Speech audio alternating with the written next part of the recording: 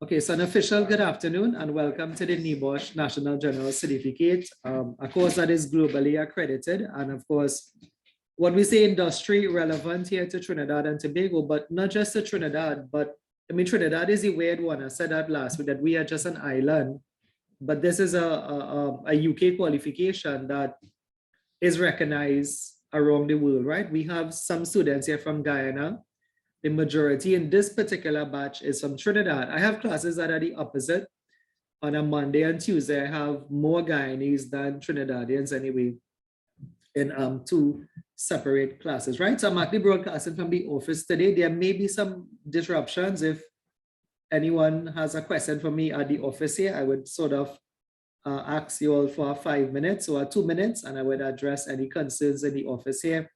But today's the first Saturday. Normally the first Saturday of every month, we broadcast from the office here in Duncan Village, San Fernando, right? So, well, I have the NEBOSH home screen in the background here. You would see globally recognized health and safety and environmental qualification. These are recognized, relevant, and respected. And of course, we all talk about the idea of global accreditation. Everybody likes that, but remember that also means, right? You could actually find me here. If you click on that there, in your own time, of course, you could find me right there. You'll find Shadrach Safety Institute. There may be one of these Saturdays I could click it for you. Because every time we click it, we'll have to go back and open it, right? Or share it then, right? But you could find us there.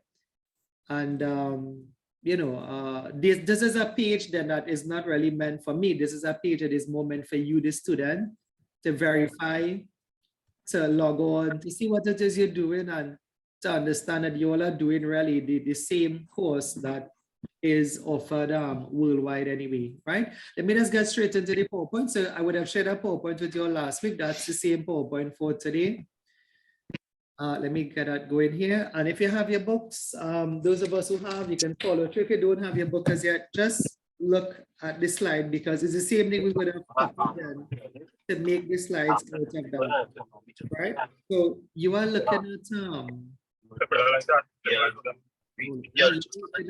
pages 3. Yeah, pages 3. But it's not just 3 today, right? So when I say 3, it's like pages 3, 4, 5, 6 going along the line there today. So maybe today is about 3 to 6. We may actually start 7, but all of that is actually right on this slide here, right? So follow through with this slide.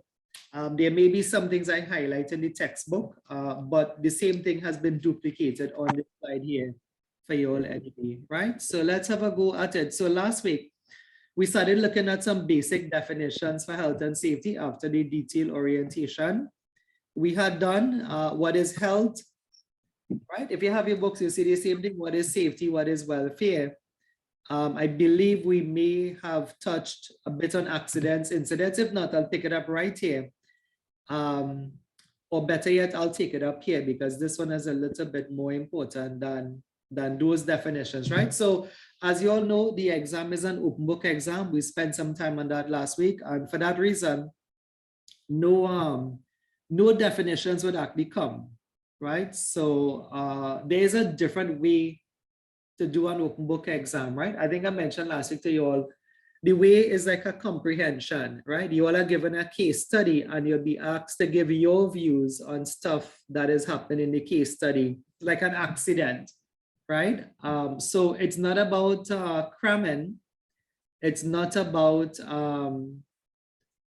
right, okay, I'll show you the screen in a bit, right? So yeah, it's not about cramming. It's not about like learning off definitions and stuff like that then, right? An open book exam.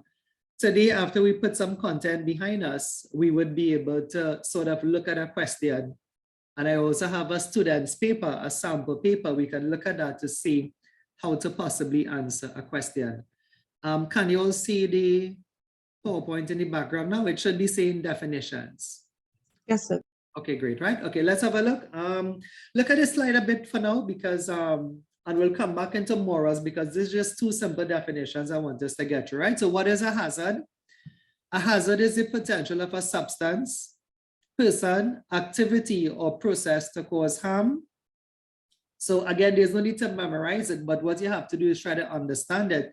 Literally what they say is that the hazard is the potential, right? If you want, you can take some sub notes if you want. This is not exam, this is all explanation anyway. So the potential means, if you really think about that, it means that the hazard has not been realized then. Because if the hazard was realized means like the hazard actually occurred. If the hazard had occurred, it would not have been a hazard anymore. It would have been an accident, right? So at the potential stage, if something has the potential to cause you harm, we call that a hazard, right? So if you want to think about like electricity, right? I think we are all somewhat connected anyway, right? So if it's via the laptop or, you know, looking at television at home, right? So electricity, but you don't have to wait then for someone to get shocked to say electricity is a hazard, right? Your normal sockets, I guess here in Trinidad is 110 volts. I believe maybe the ones in Guyana is 110 too, but in certain Caribbean islands like Grenada, Carriacou, St. Lucia, St. Vincent, the normal wall socket is actually 220. It's a bit strange. If you're from Trinidad, you may think that's strange, but like right there in Grenada, including the UK, the normal socket is actually 220, right? It's not stepped down then to like 110, right? And so doesn't matter if it's 110 or 220, no one has been shocked. And if no one has been shocked as yet, whether electricity is a hazard, it has the potential to cause harm, right? So you don't have to wait for the harm to occur to say something is a hazard. Could I just do one more, try to fit it? I want to write something else down here, right? So I'll just fit it on top here, right? So let's say someone doing some manual handling, right? So you see they're moving boxes, they're unloading, right? Crates or bags of cement, right? So manual handling. Now, no one is complaining. This is supposed to be a H, right? So manual handling. So no one is complaining. Everybody's working okay, right? Let me just fix that for you all, right? And you can write, like I said, this thing is a bit, you know, a bit longer to write, but you can write it as well. Remember we mentioned you all should have like a textbook or a notebook for classes anyway, right? So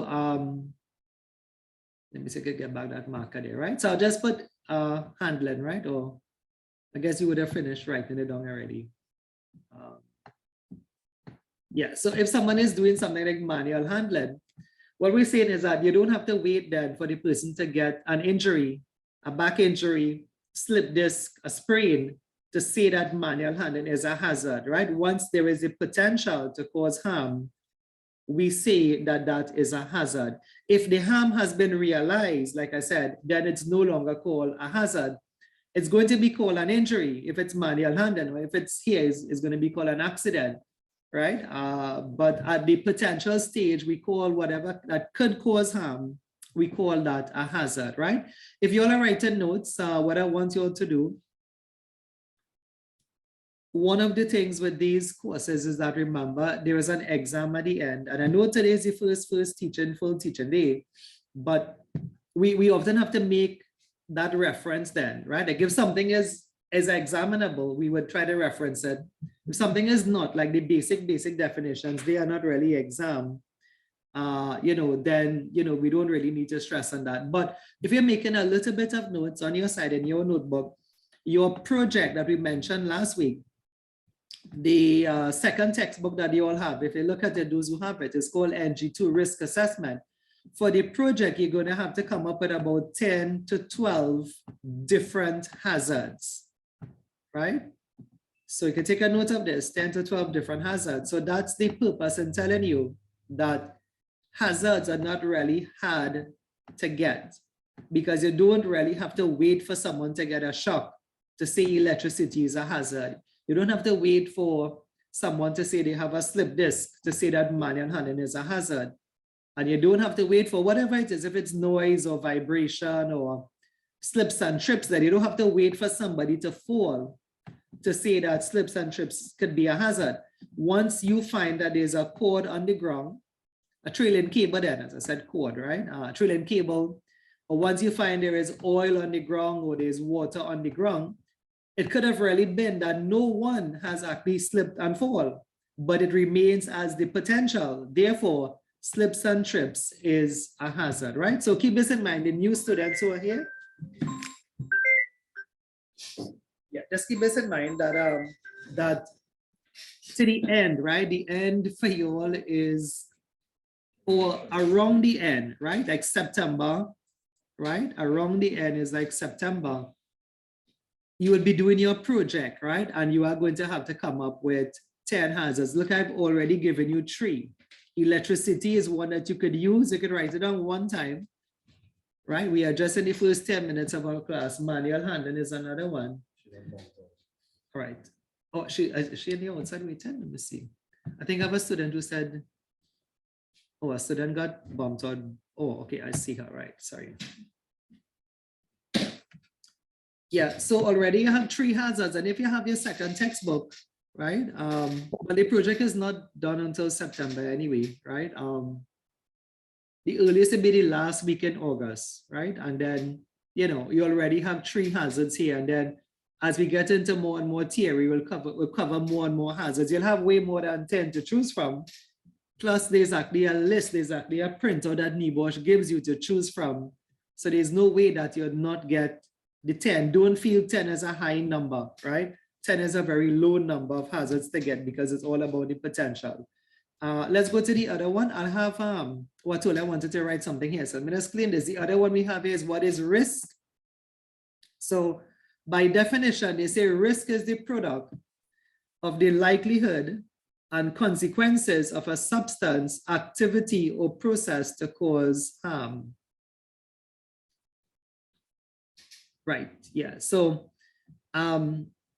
just trying to change the marker back there, right? So yeah, so the product of the likelihood and consequences of a substance, activity, or process to cause harm. Now let's try to understand it, because in the work world, in the workplace, right, a lot of people use these 2 words then interchangeably. Now, please remember, this is not exam. This is just content, right?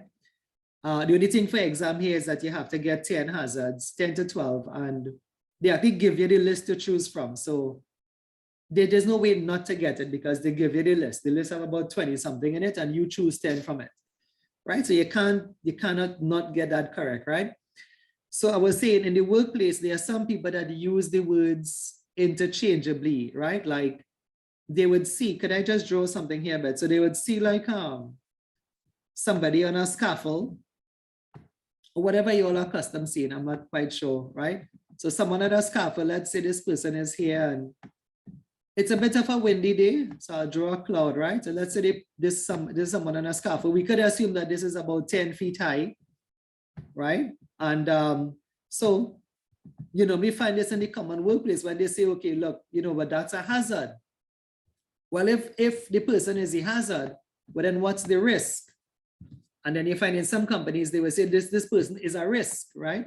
So that's kind of okay in the everyday world to use the phrases interchangeably, right? It's okay if you're talking to someone, you're talking to a worker and you say, you know, I think you should put on a harness because, you know, it's risky what you're doing. And then another person could come by, a manager could come by and say, well, that person is a hazard, right? So that's okay in the everyday world, but it's not okay for NIBOSH. There is a clear distinction as to what is a hazard and what is a risk. So we have to understand it, right? So drawing a line, if anybody writing, please write these things to come back to help you. If your internet is a bit, like I said, off today, remember we would record this and I normally put them up Saturday night, right? By 9 o'clock for the latest. So you could view them on Sunday if your internet is a bit sketchy, or you could just download it and view it during the week anyway, right? So if the electricity then is the hazard, well, what is the risk? And if this person is up here, well, then what is the hazard and what is the risk, right? So it does sound a bit confusing, right? So that's what I wanted to write here. So the first thing to figure out is what is the hazard? Anyone wanna kind of have a guess, like what is the hazard? Because we haven't really done risk as yet. So what do you think is the hazard? The hazard is like, the hazard would have like a name, like electricity, manual handling, slips and trips. Like, how would you describe that hazard? You don't have to get it correct. This is not an exam, right? You just have to give it a try. Anybody? What do you think is a way to describe the person? They are 10 feet high without a scaffold, sorry, without a harness. And it's a bit of a windy day. I put the clouds on the other side apparently, like when I drew this line here, right? How would you describe that as a hazard? Like, what would you say that person could, like, what could happen then? Like what is the potential for harm then? The person could fall. Okay, very good. Thanks for the answer. Anybody else? Fall, very good. Again, I saw one in the chat. Anybody else? The structure itself is a hazard. And well, okay, the structure is a hazard. Right, so that is correct, Joshua, right? But we link it back to the workers. So the structure could be, because of the structure, the person could still, I mean, there's a greater chance that the person falling then, right? I do have some safety people here. So those of us who are in safety, what is the proper phrase? By the way, fall is correct, but Falling from heights. right. Okay. So there's a phrase then, like, if you want to know what I meant by that, safety have like a language of its own. We have our own slangs, you know, like if you was doing, I don't know if you'll understand this example, but if you was doing things like chemistry, then like they have their own language. They have like, instead of saying water, they would say H2. That's a pretty simple one, right? So like it have these codes then, right? Like chemistry, they will say H2 is water. Nobody really says water. They say H2 if you're doing chemistry. Oxygen is O2, nitrogen is N2, right? So safety is like that. For those of us who are very new, it's like a subject and it have its own language. So even if you know to say something, what you'll have to find, which is in your books, you'll have to find the proper way to say them, right? So like, yes, we could say back strain, but the proper thing is manual handling injuries, right? So yes, the proper thing to say is actually fall from heights. So fall is correct, but the phrase they use then is fall from heights. Now, in case you think you wouldn't remember that, what I told you here, what you should write down is not this. You shouldn't write down this. This is just me trying to explain something. What you should write down is that NIBOSH gives you a list, right? Please write that down. They give you a list to choose from. So if NIBOSH is giving you a list, you cannot get it wrong for the 10 to 12 hazards we mentioned, right? Fall from height. I'll say that again. They give you a list, right? So you are picking out, you are choosing 10 to 12 hazards from a list. So the proper phrases will be in the list. So don't worry about it then, right? But in your day-to-day job, and those of us who are getting into safety, what I'm telling you, I guess you would learn the slangs then sooner or later. So falls, but the proper thing is fall from height. Anyway, beside in the slang, so fall from height is the hazard. Well, if fall from height is the hazard, well then what is the risk? You understand where we're going with this? If fall from height is the description of the hazard, well, what is the risk? Well, we come back to the formula, what they said. Based on what they say the risk is the product of the likelihood and consequences of a substance, activity, or process to cause harm. Now, when you look at this carefully, when you look at this carefully, what you realize, well, I mean, it right here that it's exactly a formula. In other words, then risk is a formula. Risk is not a description. If you make a note, you can write those things down. Yeah? They're not going to after that. I am just telling you, there's a difference between hazards and risk. In the everyday world, it's okay to mix them up, but you can't mix them up for your exam, right? There isn't much exam question on this, but for now we know your project will have you get about 10 to 12 hazards. Now, when you get them, if you want to calculate the risk, oh, sorry, a student got bumped off again. Yeah. The thing though is it's not coming up on my screen. Is that it coming up or have something blocking it? Because I'm not seeing her. Right? So that's why the student is calling it, right? Those of us who think in your phone ringing, yeah. All right, anyway, I think I got her back inside, right? Abigail should be back inside now, right? Yeah, so, right. So what I was saying is that risk is actually a calculation there. They use the word product, right? Yes, maths may be scary for some, but it's not that scary, right? This is a simple calculation, right? So what they do for those of us who are in the companies, they use a scale of 1 to 5 for the likelihood. They also use a scale of 1 to 5 for the consequences, right? Now, 1, of course, would be like the lowest, 5 will be the highest. And what they do, what you have to pick then, you have to go and calculate the risk then of the person falling by saying what is the likelihood of that happening on a scale of 1 to 5 by what is the consequence of the person. Sorry, this is supposed to be consequence. I put the 5 there, right? That's supposed to be consequence there. But you're choosing on a scale of 1 to 5 how likely it is, the likelihood is, and a scale of 1 to 5 of how bad you think then the consequences will be. And when you get those numbers and you multiply those numbers, the final figure you're getting is like a rating of how likely or how risky fall from heights will be, right? So let's try to just do this one here.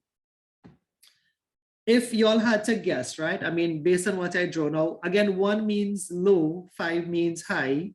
There's a scale for this in chapter 3, but we will do this over. Remember, today's like the first class, right? So that's why we just covered the concept. We're gonna do this over again when we reach chapter 3. So on a scale of 1 to 5, 5 being the worst, 1 being, I guess, the best, how likely I think the person would fall from my scaffold here, my stick figure on the scaffold? Is it 5? Is it 1? Is it somewhere in between? What number you think it will be? We did draw the clouds, but then I put the clouds on top there. But let's assume it's still a windy day then, right? What do you think would be the number on a scale of 1 to 5? I think 4. Okay, 4, think yeah. 4. Okay, good, Mhm. very good.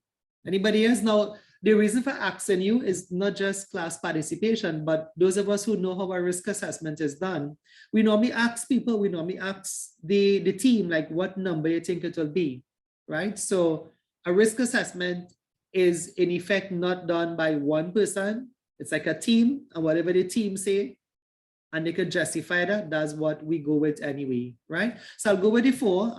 Anybody else have any thoughts on it? I think 5 5, okay. You want to say why you think 5? because he doesn't have a harness. Okay, he doesn't have a harness, okay. Anybody else? 3, 4, 5, 3, 4, 5. I don't think it'll be 1 or 2, right? 3, 4, 5. No, it can't be 9 or 10. Remember, the scale is out of 5. Each side is out of 5. You cannot cross 5. By the way, this is the worldwide way of ranking risk, right? So even though this is not chapter 3 as yet, it's the definition then, but I'm making sure you understand it anyway, right? You understand, folks? It can't be above 5. It have to be on a scale of 1 to 5. The worldwide way of ranking risk is called a 5 by 5 matrix. Okay, 5 out of 5 because of the lack of the harness. Let me see what you all have again. Again, what about the safety people? I think I have about 2 or 3 safety folks here. What do you all say? What about Nigel? I have Nigel here. I think 5 due to the guardrails and stuff on the hands. Okay, okay. I say 5, given the structure and the Right. weather. Okay, structure and the weather. Okay, 5, 5. Okay. All right. I would settle on the Let's say 4. yeah, I want to settle on the 4. You know why, right? There's a lot of things when you consider likelihood then, right? Thanks for the contributions, right? I'll tell you why I settle on the 4, right? There's a lot of things you consider when considering likelihood, right? So yes, the weather, yes, the scaffold, yes, the guardrails, right? So nice observation there for Nigel. For those who know what the guardrails are, it's supposed to have 2 guardrails on top there, right? But the thing is, right? People work like this all the time and they don't fall, right? Rodney says 3, right? But I will go with 4, right? And that's because it's It's not, the number is not what is important. You learn this, I guess, when you start doing chapter 3. What is important is like how you see it and how you can justify it, right? So like I will go with the 4 because it's not every day people fall from scaffolds. People work like this all the time. Not having a harness and having, I guess, a gust of wind then is not a guarantee that the person would always fall. So in my way, this would never always be 5. This one wouldn't be 5, right? Because yes, there's a high likelihood, but one of the things you consider too is like, does it happen? Because the word is likely, like how likely is it? Like lightning striking then, how likely is it lightning will strike you, right? So people work like this all the time without injuries. So I'll go with the 4 because the 5 means a definite yes, right? The 5 means yes, the person is going to fall. And in reality, that doesn't happen. People work like this all the time. In fact, some of them work in one plank on the scaffold and nobody falls. I'm going to go with the 4. However, I am going to agree for the 5 for the consequence, because if you fall 10 feet high, the 5 is going to be the worst it would ever be then, right? Somebody falling 10 feet high is not going to be nice then if you want to put it like that. So we're going to go with the highest number, 5, for the consequence. Consequences like if you do fall, what would happen to you? Broken bones, death, right? So I'm going to go with the 5, and this will give us here 20 as the risk. Now, watch me here, but it's going to be 20. It's going to be, let me just write this over, right? I'm going to clear some of these things. So let me just clear these here, right? So it's going to be 20, but it's going to be 20 out of 25, right? Anyone can say where I get the 25 from? It's going to be 20 out of 25, and that's high. So the highest the risk scale could go then is 1 to 25. But where is the 25 coming from? Where did the 25 come from? The risk scale is called a 5 by 5 matrix, but how did we get 25? The product you of the multiply highest. Right. Yeah, the 5 Like if by you assume the worst here was 5 and the worst here was 5, the highest you'll ever get is 25. So take a note of all of this, even though this is chapter 3. I'm still trying to give it a definition in today's class, but the highest risk could ever be in the world today, the rating scale they use then is 1 to 5. So what we have gotten is about 20, which is somewhere here. So then this would be seen to be 20 out of 25, right? So what we say now, we say the hazard is fall from height, but the risk is seen to be high. How do we know it's high? Because when we calculated it, it came up to be 20 out of 25. So we say the risk is high. See if you understand this a bit. And I'm not talking about the calculation. I'm going to tell you what I'm talking about. I'm trying to tell you that there's a difference between hazards and risk. Hazards is like a description, right? But risk is like a rating, like low, medium, high. See if you could catch that, right? I'll say it again. Hazards is a description, but the risk is not the description. The risk is like a rating out of 25, right? And next way to think about it, which you mightn't like, but I mean, it's a good way anyway. It's like if you go to the market, right? You go to the market and you are picking up vegetables, you're picking up, like potatoes, you're picking up whatever, right? So what you're buying is the description, right? So you are buying cabbages, you're buying tomatoes, right? So that is what you're buying. But when you go to pay for it, they will weigh it on a scale. And the weight of it is like what the risk is. So they will say we have 5 pounds of tomatoes, right? So there's a difference between what you're buying and the rating of it, which is 5 pounds, right? And that's the difference between hazards and risk. So the hazard is the description, noise. I'll just give you another one, noise, right? But the risk of noise is like you say in 5 pounds, but you'll say like 5 decibels, right? And the higher the decibel is actually out of 85, well, 87 in the UK, right? Trinidad, we kind of go up to 90, but in the UK, they go up to 87, right? But the higher the number, the more risky it is, right? To see if you understand that a bit, let me try to summarize it. See if you could, if you want to take anything down from this slide, please take it down because I'm going to clean it now and just tell you about the big difference. So no one here should confuse ever again what is a hazard and a risk. Hazard is like the name, electricity, but the chance of being shocked is going to be a number from 1 to 25. If the number is in the higher parts of 25, we say that's high risk. If the number was in the lower parts down here, we say low risk.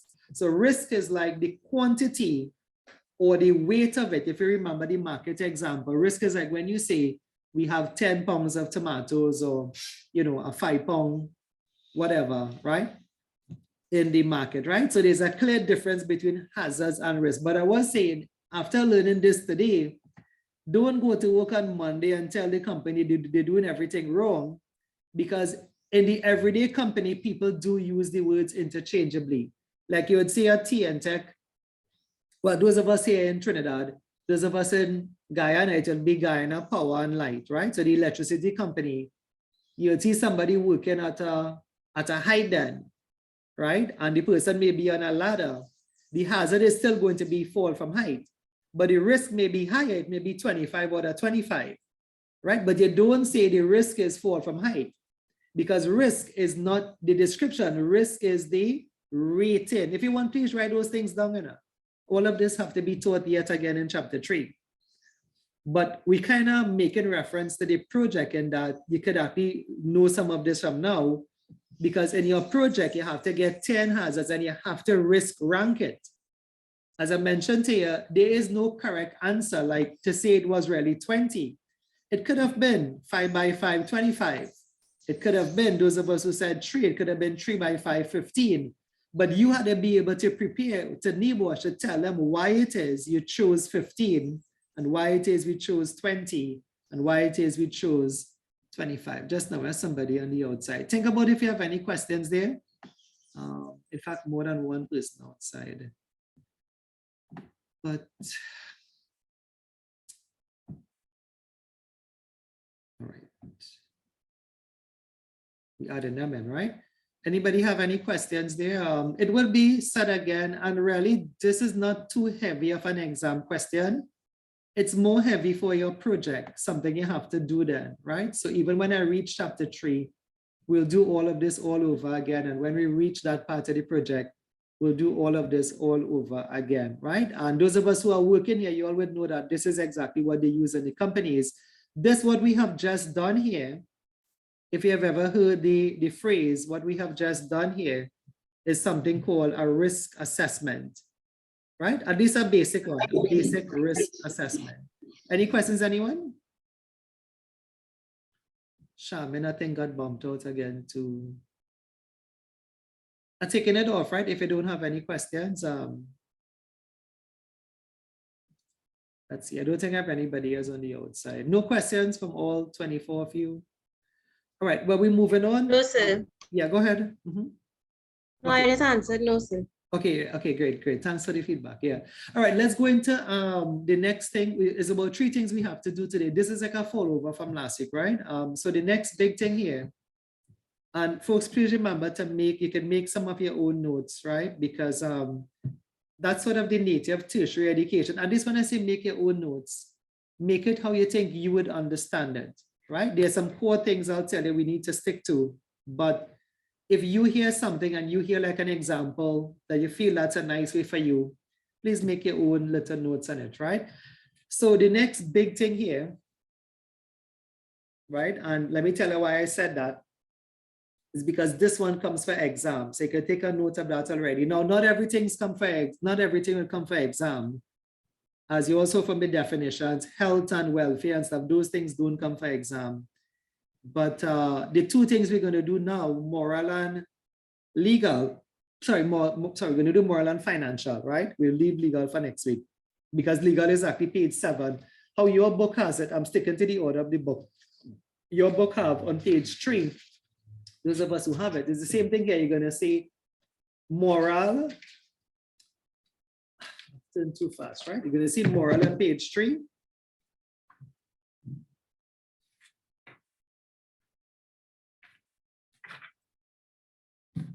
It will be this, you're gonna see morals on money, which is the same kind of heading I had. If I go back, you'll see morals on money. That's page 3, I think. Exactly, what is it? It's 1 of 3, I think. Let me try to show. It's a page 1 of 3. If you can make that out, page 1 of 3. This is your first textbook. Remember, the exam is only based on that first textbook. Or should I say the first, but the class PowerPoints there, the exam is only based on the PowerPoints. The project is something that you're doing at home.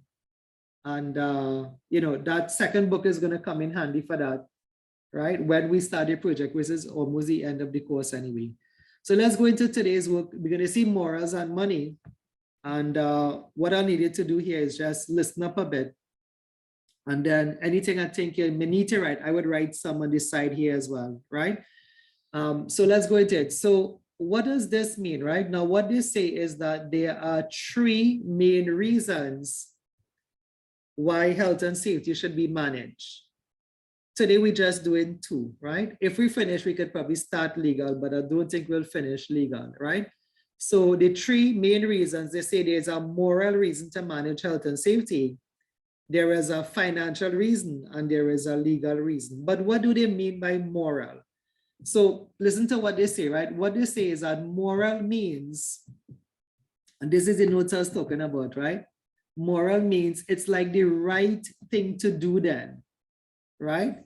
It's like if you are going to work, right? You would expect then, like your fellow employees, to return then back home safely as well. There is like that moral. So the word they use for that is moral, right? It's like a moral sense then that if you go to work, right, you and your fellow employees then should also return back home safe then. So taking care of workers' health and safety, other than the law, should have been something that is on your conscience then, if you want to use that phrase, right? So it's the right thing to do because I guess in some way we are all human beings then, right? Of course, despite being on a journey here, right? But it seems to be the right thing to do. So moral means that no one should have to tell an employer to provide drinking water for employees. It's like an expectation. So I'm going to use different phrases here, right? Now, these phrases is not the exam and is not an answer. This is just for you to understand what moral means, right? So we kind of make reference to, this is supposed to be expectation, right? The PECTATION, right? So moral also means it's like workers expect to be provided with things like drinking water, a washroom, a kitchen, a microwave, a refrigerator, proper lighting, a lunchroom. The list goes on. It's like that's the expectation, right? It's like which company would you go to that doesn't have proper washrooms? That's not the right thing to do. You understand? So there's an expectation, and those things are said to be the moral reasons to manage health and safety anyway, right? You see it here, an expectation from society, right?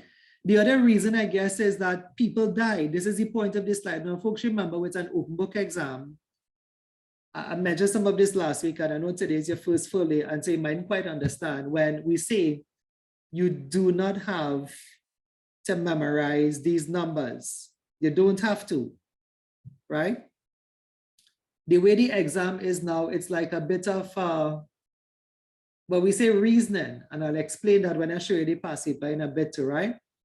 The exam question is not going to ask you to remember the moral reasons like this. This is for you to understand. If I could draw a little mind map here, because at the tertiary level, it's all about understanding, right? This is supposed to be your brains, right? I guess a mind map. So, you know, once you understand what moral means, it means that you should be taken care of that by your employer, by your company. You should not have to suffer They're supposed to be not suffer, but I'll leave out the nuts. I guess I could squeeze in the nut if you all NOT. You should not have to suffer on your job. Why? Because you are a human being. You never signed up for a company to work for them. And in working, you have to endure harsh conditions. Or if you're in the military or the police force, then. But if you are an employee, let me see if anybody outside there. I saw something pop up. Yes, somebody got bumped out again, right? Yeah, I was saying if you're a normal employee then, right, you shouldn't have to suffer because you go to work, right? When you go to work, you exchange your time, your talent, you're exchanging that, right? There was a nice movie on that. I can't remember the name of it now. Anyway, yeah, it skipped me, right? But you exchange it. I don't know if you all, I forgot the name of that movie. It had a movie like that, where in the movie, the characters had like a time over their head, but they could have seen each other time then. And like what they did, their time would go down, right? And there was a way to steal other people's time. But I think in a way, aren't we all like that? I mean, in reality, every day we spend, we don't get it back then. Right? You know, every day you see, I mean, like every minute you spend here, you don't get it back. But there's a movie like that. I try to remember the name of the character who was in the name of the movie, but I can't remember, right? But what I'm saying is that you don't go to suffer. You don't go, right? Like to suffer. You go to exchange your time, and in reward for that time, you are given a salary, right? Yes, it's Justin Timberlake, right? I don't know if you remember. I know he's a singer as well. Yeah. Justin Timberlake was in that movie where the time was above them and there was a way to steal your time and stuff like that. But like I said, I mean, life is like that too, isn't it? Where the time you spend in a company, you will never get it back, right? I know of people that it have some people now, right? Like, and maybe I am at fault as well, but it have some people that I know will spend a lot of time in their company. They would work long hours, right? The person I'm talking about was a safety for Metal, when Metal was in Trinidad, right? They would work till 7 o'clock in the night. And then when Metal closed down, as you all know that story, they didn't get anything. The workers didn't get any, you know, like severance, or they didn't get any packages or nothing like that. So all the time then, of there didn't make sense in the end because you didn't really get anything for it. But you don't really go there to suffer. The other thing is that some people feel if they suffer more on their job, the managers will like them more, right?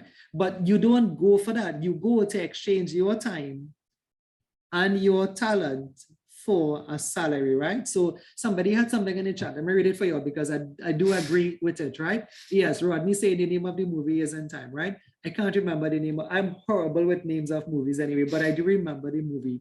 So somebody has more or less the basic needs of an employee should be met. So yes, if you want, could you put that here too, that the moral could refer to like to your basic, but what I want to do, I want to put it as basic human rights.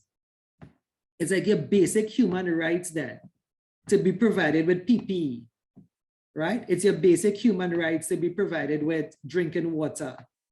It seemed to be, the marker is giving me some trouble here, right? As you all can see, I am moving it there, but it's not writing, right? So this is supposed to be basic human rights. You could write it down, I guess, because I've said it about 2 times. That's supposed to be a basic human rights, right? I think that is a nice way of thinking about it, right? And the outcome of it, if you look at the slide, is that if you don't take care of that, you have deaths, you have serious accidents. And the other thing that you don't want, not to show what's going on with the marker. Let me just stop it and start it over. I'll take it off and I'll put it back on, right? So you could have fatalities then, right? And the other part, why is that a moral thing, right? Like why is fatalities? Oh, that didn't seem to help at all. It didn't write at all this time, right? But you're putting death there for me. I guess that you can start another line or something, right? Nope, it doesn't seem to be good, right? It's doing its own thing anyway. So you're okay writing that part of it. So yeah, so what I was saying is that now, how is the debt now like a moral reason? The thing is, no one should want that on their conscience, right? No one should want that on their conscience. What that I'm talking about, that you go to work and something you did or something you did not do resulted in somebody being in an accident and then that person passing away then, right? No one should really want that on their conscience. So the reason to manage health and safety beside in the law is that it is the right thing to do. Workers are entitled to basic human rights, basic human needs. It's an expectation that we should demand better from employers, and that at the end of the day, you're not really going there to suffer. You're going there to exchange your time and your talent for a salary, right? Could I do the other one? I want to do financial, and then I'll talk about past papers in a bit, right? So because if I do now, if I go to if I make reference, I could make reference to the past paper now and now. It's early enough. No, actually, it's not exactly 1:45. Let's do the other one. And then when I finish the other one, then I'll kind of try to tie in some past papers with them, right? Now, remember, if you were not here last week, I mentioned something to you all. I'm going to mention it now as I kind of trying to clear up this slide a bit, right? Remember, every week you get one exam question, right? So like having done this, I would send you a question. But the thing is, we're doing, well, we kind of did 3 concepts today, right? We did what is hazard, what is risk.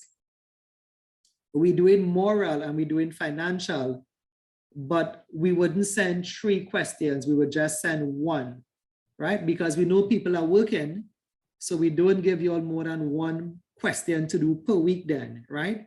So this could happen in some weeks where, by the way, it's not every word on this slide that comes for exam. I was saying that there's just some things that comes for exam. So this is like a trend then in terms of trend analysis, if you're writing.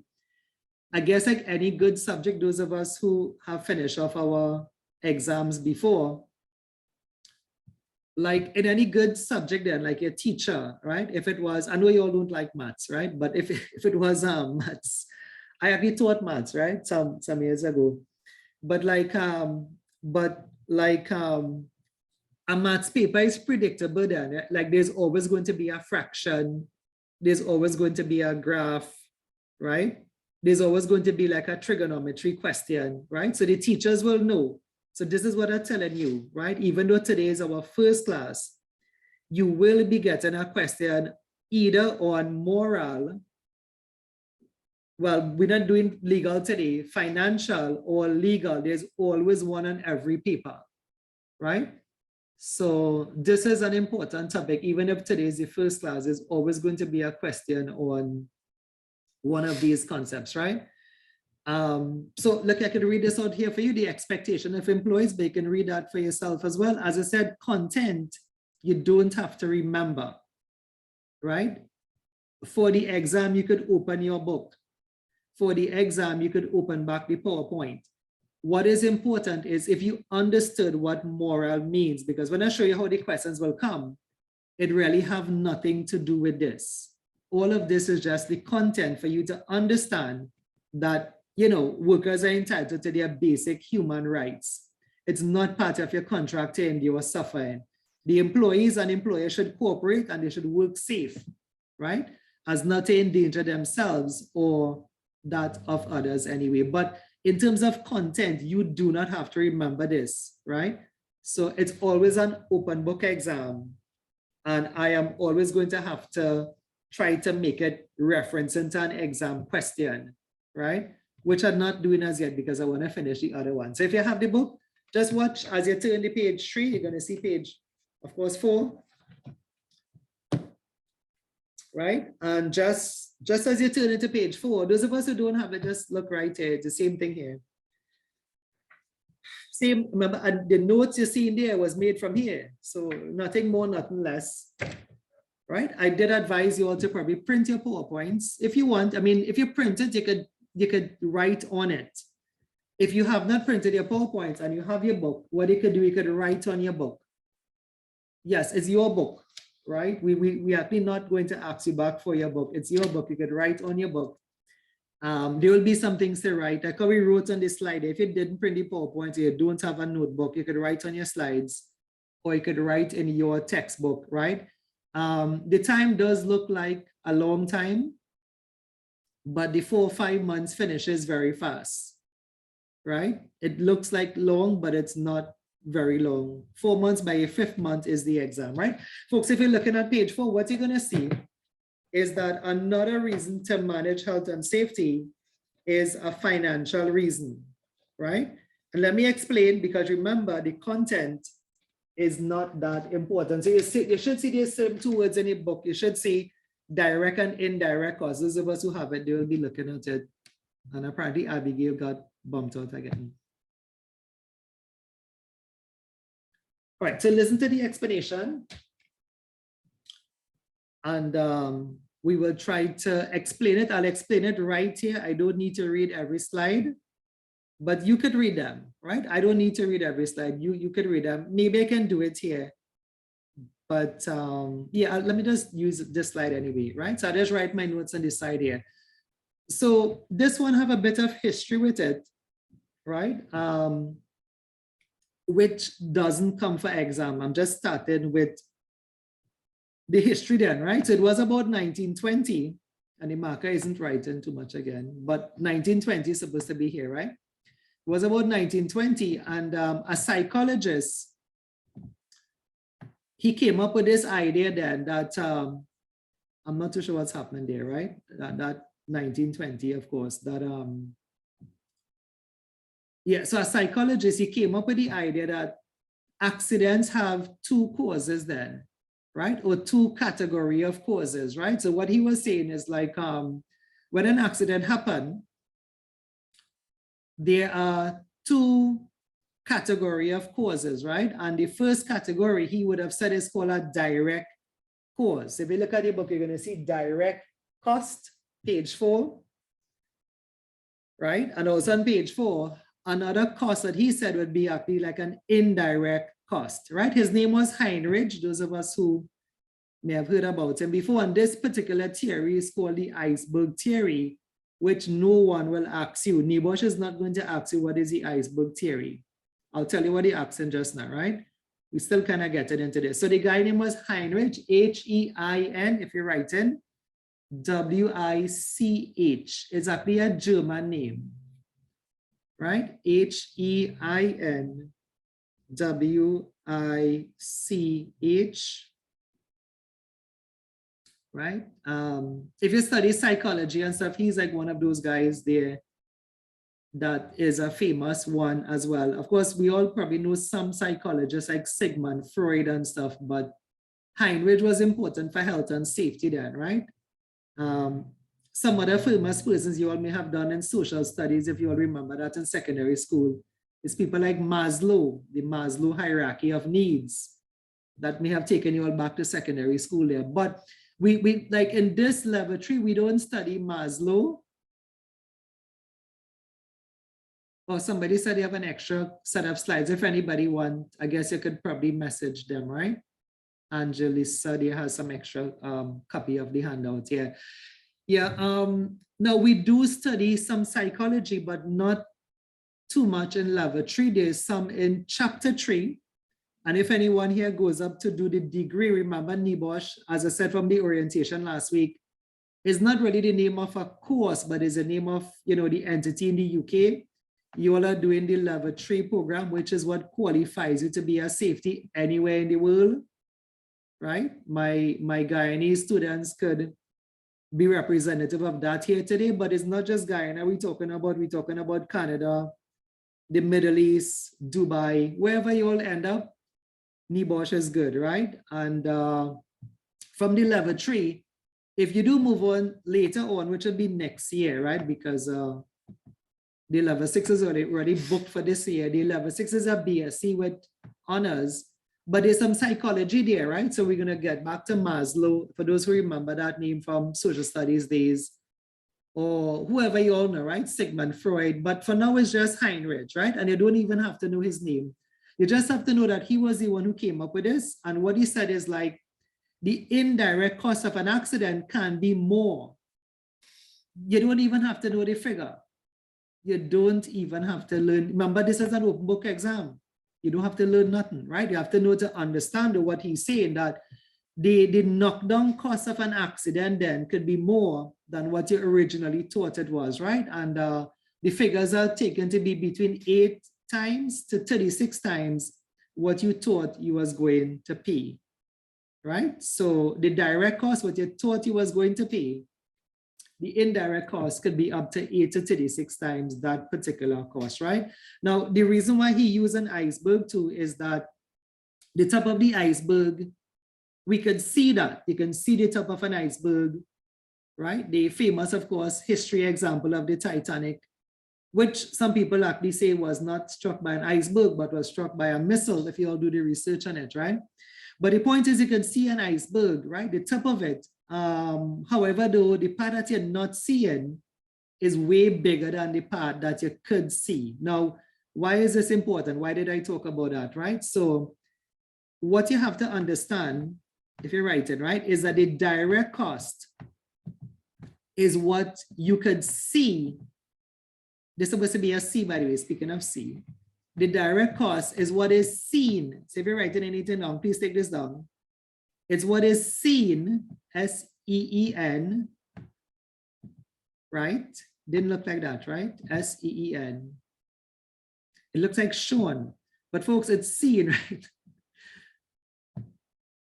Yeah, that's the Zoom marker fair, right? It's not the best, and something is going wrong with the computer itself too, because you know, it's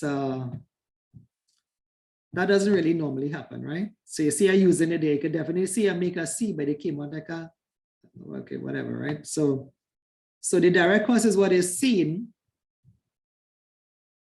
right? And another word you could put here for seen is what could be estimated. The direct cost is what is seen or what is estimated. And the indirect cost is what you don't see at first. It's like the knockdown effect, right? The knockdown effect of the accident or whatever happened.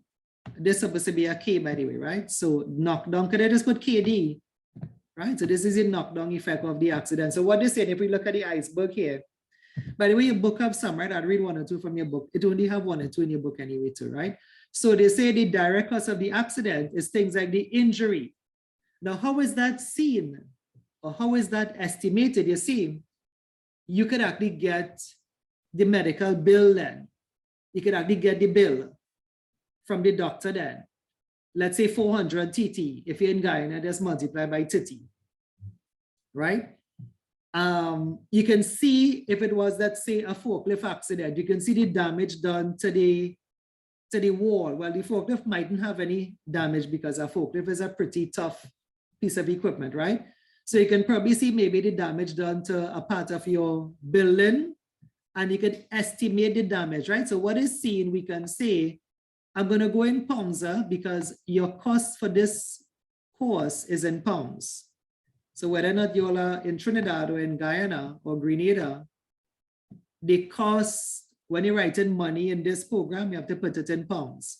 So we'll say 40 pounds, which is about 400 TT. And we can say that's the cost of medical bills, right? So illness. How do we know that? Because you got the bill, it's seen, right? And the property damage, let's say 400 pounds, about 4,000 TT. Those of us in Guyana just multiply by 30. Sorry, this is 400 pounds, right? So my mistake there, that's going to be too much money. That's actually 40,000 TT, right? So just one more zero, right? So 400 pounds, right? And that is what is seen. So that a company, a manager can say, wow, that's a lot. This accident, this simple accident has cost me, in terms of TT, right? I've seen it in TT dollars, over 4,000 TT dollars, right? And that's a simple accident because of the damage done to the company wall or whatever have you, right? God forbid if it wasn't a forklift, if it was like a truck or a van, right? Or a car, and it could be more than that, right? So you can say here over 4K. But what they're not seeing what we're trying to say is that there's another cost. That 4,000, right, or 400 pounds, it's just the direct cost. What you're not seeing is that you're not seeing it have some hidden cost, right? And the book goes on to say, or this slide goes on to say sick pay, possibly additional repairs, investigation cost, loss of goodwill and image, hiring and training of replacement staff. So let's just take probably 2 from there, because I only have 2 here. I only had illness and I had damage here. So let's take 2 from there. Let's take the one of investigation cost. Just bear with the marker a bit, right? And you can listen and write. So this is supposed to be investigation cost. So the investigation cost here, right? This is actually not the company investigation they were talking about, right? They were talking about the investigation like from OSHA, right? In Guyana too, you all have the OSH agency, 1997, Trinidad, we have the OSH Act 2004, 2006, Guyana, you all are under the Ministry of Labor. Trinidad, well, we have, OSHA has its own entity in Trinidad, right? So the investigation costs normally have a fine. It normally have a fine, right? And I'm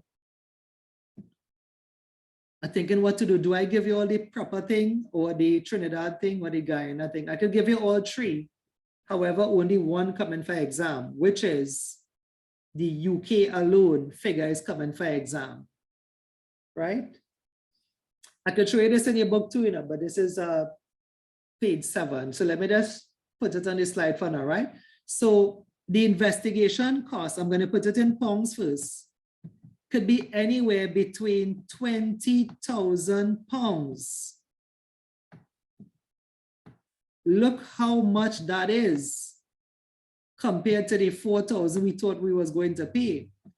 It's anywhere to 20,000 pounds to 50,000 pounds. This is next week, right? But I showed you already, I guess, anyway. If you want to find these figures in your textbook, those of us who have it, you can look through page 12. We would reach there eventually, right? Look through page 12, it's way all over the slide, so you don't need to see it twice, you just need to see it once, and you would have an idea of the cost anyway, right? Page 12.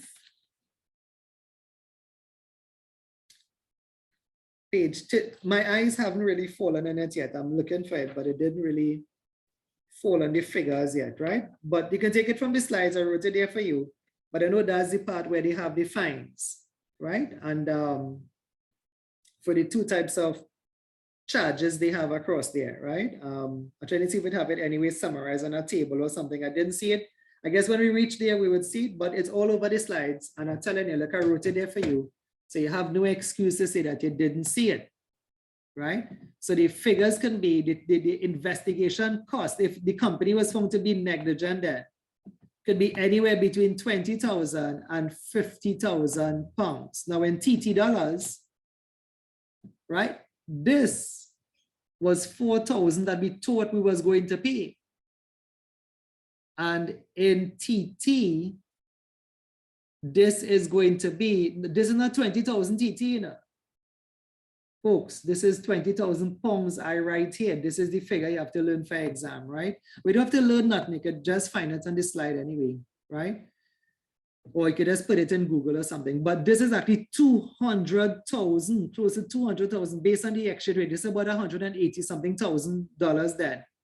So watch what you thought you was going to pay to what you're actually going to pay. So you understand why the iceberg is so bigger to the bottom here.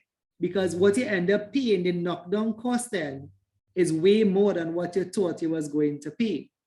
And that is just investigation cost. I just chose one. Right? What about if we take this one, goodwill and image? I'm writing it up here, right? Because I don't have space anywhere down there anymore, right? So the loss of image of your company. So let's say, you may wonder, well, how is that a cost, right? So let's say you end up, your company end up, you know how it is now on Facebook, right? Your company ends up on Facebook, right? Everyone is talking about it. Those of us from Trinidad, you all know the examples we have here, right? Shouldn't say them, but maybe we could say them because it's public knowledge, right? Like Paria, right? So you may find then, just give me a minute. I think somebody got bumped out. You may find then that, yeah. Yeah, so you may find like a client, right? Let's say a foreign client who has had a contract with a local company, right? Because of the accident that is now in the media, it's now in Facebook, it's now everybody talking about it. That client may say that they were gonna hold up on your contract, right? They're gonna say, based on what's happening in the media, it's been reported in the news, it's been broadcast all in England. You all know that thing in Paria make it to all America and stuff. People did videos and programs and stuff on that, right? So what I'm saying is that, let me just mute one person here, right? That that could result in now we were talking 20,000 pounds here, but the loss of a contract now, if you want, please write it down. How could the loss of an image result in your company having a cost to pay? It could be a loss of a contract, right? Now that contract you lost could be, could you write this down for me? Loss of contract. The contract you lost now could be like a multi-million-dollar contract, and all because of a simple accident with a forklift, right? That makes it to the media, right? And the company gets a bad reputation, right? So this is what happens in terms of the direct and the indirect cost of an accident, right? So if you understand the concept, I'm going to read one from the book and I want to kind of reflect now on the past paper. Remember, if something is important, we reflect on past papers, because at the end of the day, I don't have a certificate to give you. You have to do an exam and you will have to pass your exam, right? If you have your books, let me just read one line for you or two lines from the book. The reason for this is, remember, this book has cost you $400 TT. So I like to use it. If you don't have it, listen, because it's the same thing there. We're just going to make sure that those of us who have it, we use it a bit, right? So look at page 4. I'm just going to read 2 in each. So I'm not using it a lot, but I want to tell you that we're going to use it, you know, because it is your book. You paid for this, right? The monies you paid. This is your textbook. It wasn't a free book. You may get it when you paid, but you thought it was free, but your monies pay for this book, right? So when an accident occurs, I'm reading from page 4, just under the first paragraph, the organization will face both direct and indirect costs. That's what I have on the slide, right? Direct cost is the measurable cost arising directly from the accident. Notice they say the word measurable. So we had the word estimate. You could actually use the word measurable, right? So examples of direct cost: first aid treatment. How could that be measurable? Anybody want to guess? I'm going to say, how do you think first aid could be measurable? What you measure, like how would you estimate the cost in first aid? What you have to check? Staff salary? No, staff salary is too big. No. If you check in first aid cost, what would you check to estimate how much the accident costs you in first aid? Medical. Medical bill. Medical, yeah, but medical what? It's a simple question. It's not a hard question, folks. I have a first aid in the back when we here, if you could see it. Well, the cost would be the things you use from the first aid kit, you're going to have to replace it, right? Yeah, folks. So if you use a bandage, if you use some salve, whatever you use now, right? Whatever you use on the, like whatever you use and you have to replace, that's the first aid cost. First aid is not the doctor, people. First aid is not doctors. First aid is your trained first aiders. If you use a bandage on somebody's hand, you have to replace the bandage, right? So that's how you can get the first aid cost, right?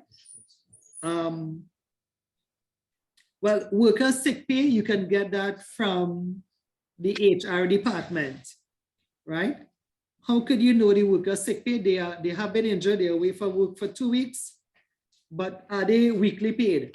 And if they weekly paid, you could just calculate the weekly paid times 2.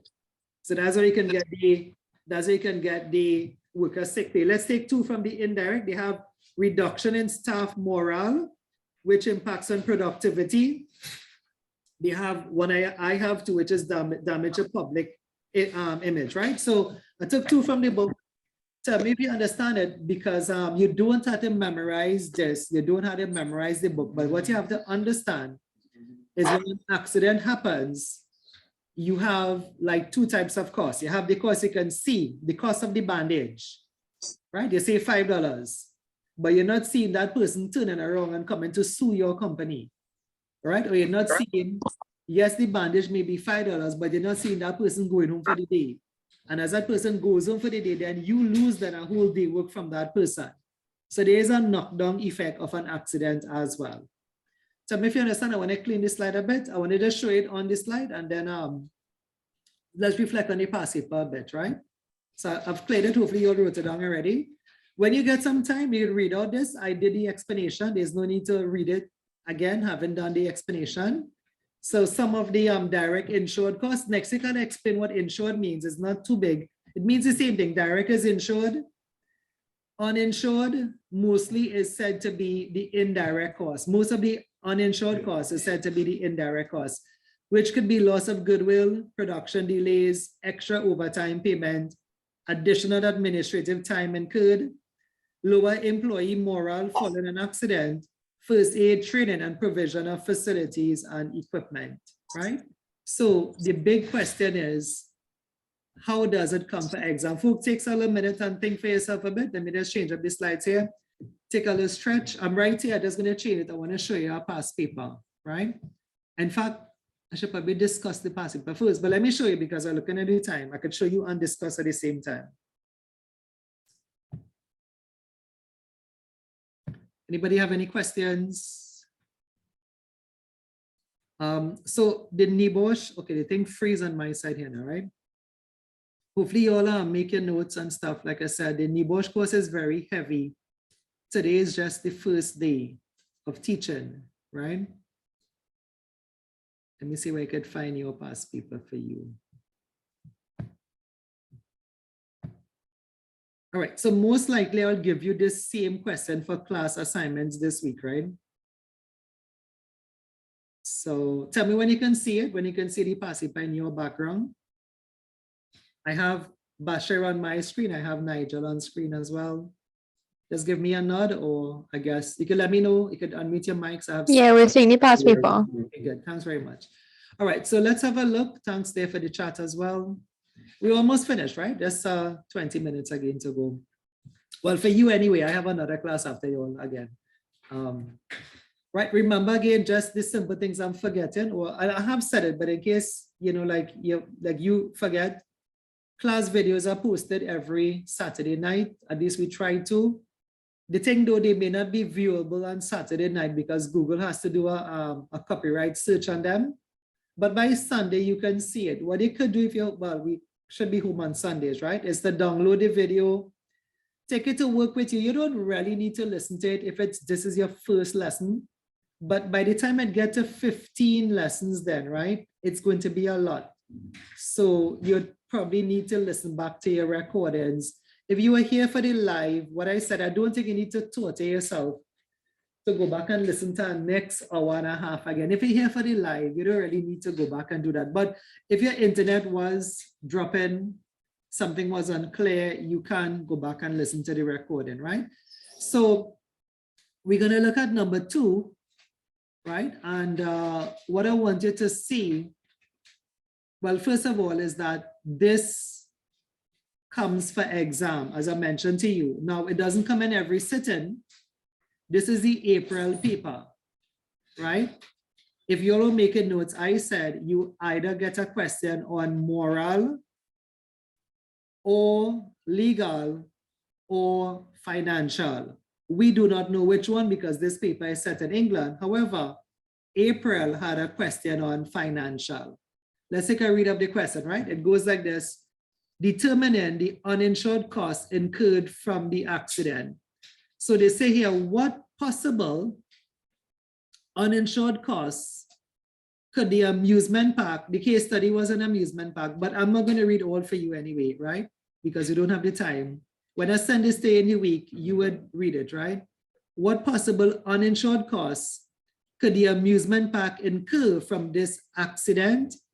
Note, you should support your answer where applicable using relevant information from the scenario. Now, if you're writing, let's start to write one time, right? The first thing you do here, you try to understand the question. They want the uninsured cost, right?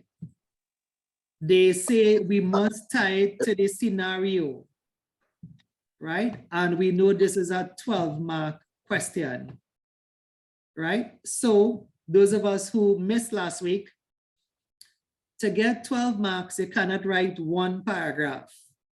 Give me a minute, somebody got bumped out again. Yeah, what you have to do, you have to write 12 different answers. Take note if you don't know these things. Huh? I just put in 3 here because I could only fit 3 here, right? Or maybe 4, right? But this supposed to go down to 12 then, right? Can you number them? Yes. Right? Can you put a dash and write? Maybe, but it's best that you number it. It's best you number it and you go straight down to 12. Right? I mean, with one at a time. I am just putting it this here so that you know it's 12 answers you have to get, not 1. If you put 1 and that one wrong, you'll get 0 marks. If you put 4 answers and 2 wrong, you'll get 2 marks, right? Last week, those of us who were here, I said this is like a Subway. Subway have a promotion that they used to run 20 for 20, or is it plenty for 20, something like that? It's like that. If you want 12 marks, you have to give them 12 answers. Now, each answer must be different from the other one. Folks, take note. Now you could look at your books because I have changed my slide view. If you want, you could look at your page 4, right? You could look at your page 4, page 5. Each answer have to be different from the other one, right? So like if you mention, sorry, that wasn't on purpose, right? That was not too sure what that was. Yeah. Where am I? Right. So the first thing to figure out, folks, is that there's an open book exam, right? So what you do, you open your book or you open your slide. You don't have to study. There's no need to memorize what you're seeing in the textbook. So you open the textbook and you try to find uninsured costs. Now it'll be new, but it'll be fresh to you because we just did it. But by the time we reach the end of the book now, by the time we reach chapter 4, and I ask students, where is direct and indirect? Some people just forget. So you need to be familiar with your book. You don't need to memorize, but you need to be familiar. So you open your book and you're looking for the answers. Have you all seen the uninsured cost? Is it in your textbook? Is it on the slides? Those of us who have the books, tell me which part you've seen it, what page you've seen it on. Fast, fast, fast. It's only 2 pages we do today. So Page 5. Page 5, okay. So Okay. what you're doing, this is why it's called an open book exam. But do you know, when somebody asked last week about pass rates, do you know some people don't open their book? How crazy could you be, right? When they say open book, right? It's open to Google. It's open to your textbook. Is someone supervising you for the exam? No, you're not being supervised. You could use Google. Could you use the PowerPoint? Yes, you could use the PowerPoint. Whose PowerPoint? Mine. Could you use another textbook if you have another one that your friend give you? Yes, you could use another textbook. But just be a man to make Go ahead, go ahead. Was that background noise or a question? I don't know if it's background noise. Okay. Could you use a friend? You could use a friend. You could use a friend if you know somebody knows something about safety. The thing is, you have to take your time and get the answers. Right now, once you get them, what you have to do, watch me here. You have to state your answer by saying, in my opinion. Remember I tell you last week I would have done this with you? So you begin your thing by saying, in my opinion. But you can find another way to say that too. But basically you're saying, in my opinion. You will see the stress this marker given me. So please write as I say it, right?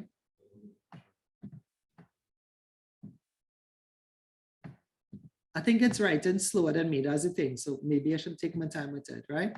So you can start out by saying, in my opinion, and you say like an uninsured cost is, can we take the first one from the book? We're gonna go with the first one, which is production delays, right? So yes, this is allowed and there's no reason, if you all understand how easy this exam is. The mistake is when people don't open the book and they don't, this is one I can't understand. Do you know if you just go on Google and put this, you'll get probably more than 10 answers?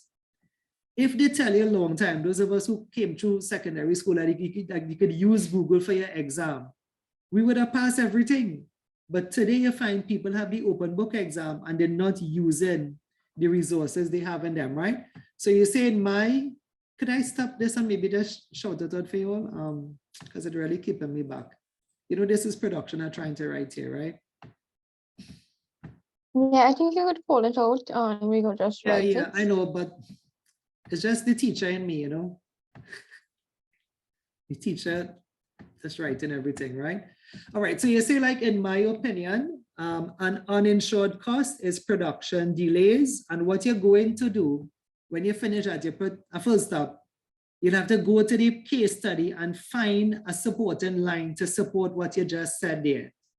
You'll have to say like, as seen in the case study, if you want to write that down, could you write it down? As seen in the case study. And if you want, I could go and try to find one now. Now I do have a student paper, so I want to show you the student paper, but we can do an answer live.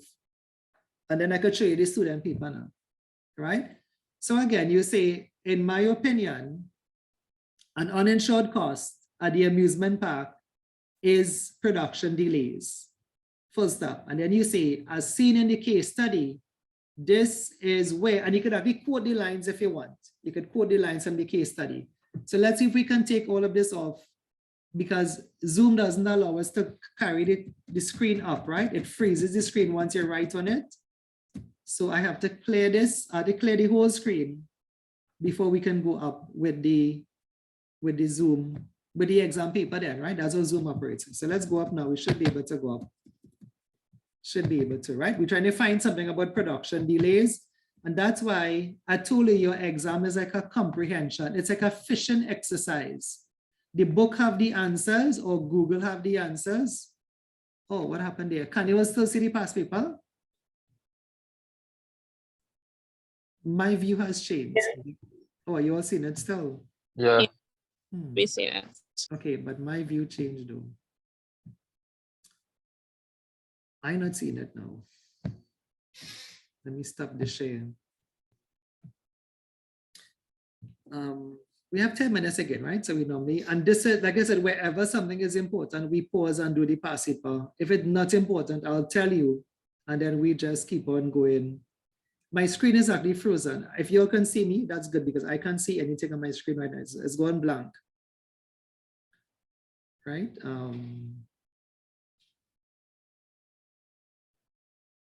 It's settling itself out. Can you all still see me on your side? I'll try not to make any strange monkey faces. No.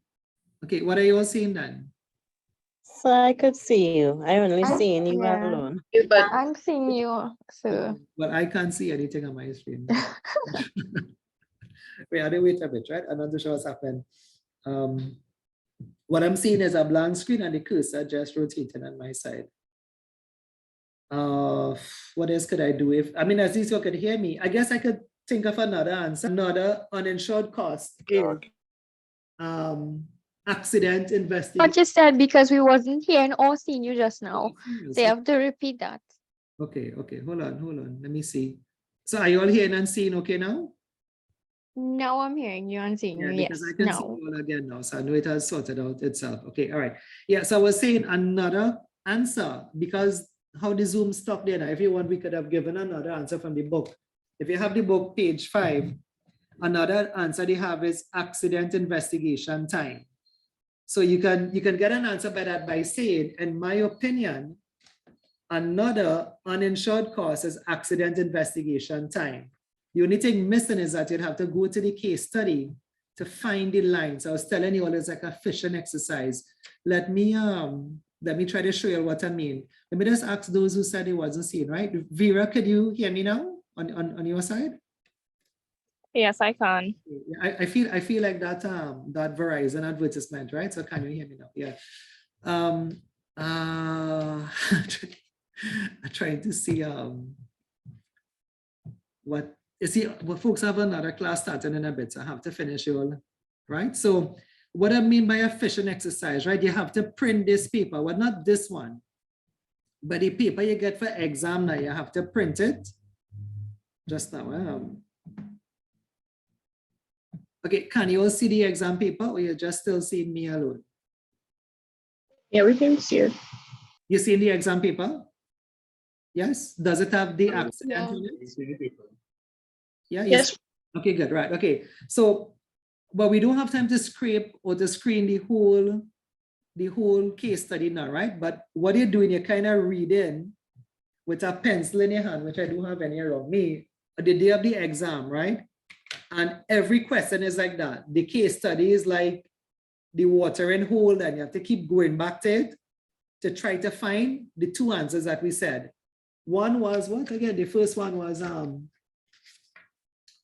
first one on page 5 was production delays, and the second one is accident investigation time. You're kind of going to find a supporting line on that, right? And in some cases, folks, you have to, what's the word I'm looking here for? You have to improvise. You have to kind of read between the lines. But the thing is, you would not get it correct unless if you give that supporting line, right? So let me see if I could find any. And no, I told you I had a student paper too. So if I'm running out of time, I can just read one for you all. So you see how a printer is important. Okay, look one here, right? Early the next morning, the park CEO asks you to carry out an accident investigation. Remember, we said one of the costs was accident or the investigation time. But let's read on. The CEO hints that they would like the investigation to be carried out quickly. Now, that's not relevant to this question. That's relevant to another question. That's something called like the indicators of safety culture. That's chapter 3, by the way, right? You are alarmed by this attitude and strongly argue that the investigation must be thorough. Again, that is for another question. That's for, every question, they keep coming back to the same scenario then, right? You ask why the investigation did not begin yesterday. All of this is really a negative indicator, right? So let's see. I think that's what we wanted. I think that's what we wanted. We wanted this line here. So to get the full answer for the second one I said, we have to say, in my opinion, an uninsured cost of the accident is accident investigation cost. First up, and then you say this is seen in this scenario where, watch what I'm doing here, watch it carefully, you are saying where the park CEO, you could use the same lines in inverted commas, the park CEO asks you to carry out an accident investigation. You can say, this will cost time and money. And that is a good answer, right? Let me just summarize it here for you. Watch what I'm doing. One answer, this is just one answer, it would consist of your answer. Your answer is derived from the open book source, whether it be the textbook, Google, your friend, PowerPoints, right? They just put open book there. So the answer is that, but then your answer also consists of the supporting lines. Only when you do this, you get the 1 mark available to that part of the question. So to get another mark, you have to do it again. And to get 12 marks, you have to do it 12 times to get the 12 answers. Let's have a look at somebody's paper, right? Because I have one here. Trying to see what to do with it. So when I give you this to do this week, well, we already give you 2. So you could use my 2. You could use the 2 we use here now. We could use, just let me see if we could find the student's paper, right? You could use the 2 we use, production delays, and you could use, I'm not seeing the person paper, you know.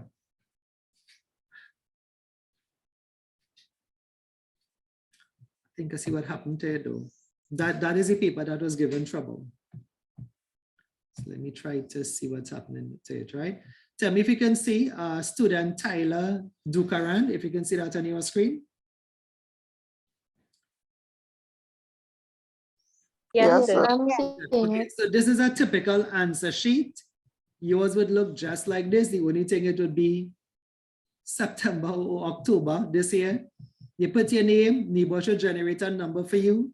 The name of the accredited learning school, Shadrach Safety Institute Company Limited. Our NIBOSH accredited number is 906, right? Anyway, we're going on to what number? Number 2. Let's have a look and see what Tyler did. So the first thing we want to see, just now as somebody put something in the chat. Okay, yeah. All right, the first thing you want to see is does he have 12 answers? Is it that he have 12 answers? Because we know it's a 12-mark question, right? He decided to put 2.1, 2.2. No, you don't need to do that. You can just put 1. You don't need to do that. That's just his style, I guess, right? So, okay, so 2.1, I'm seeing 2.8.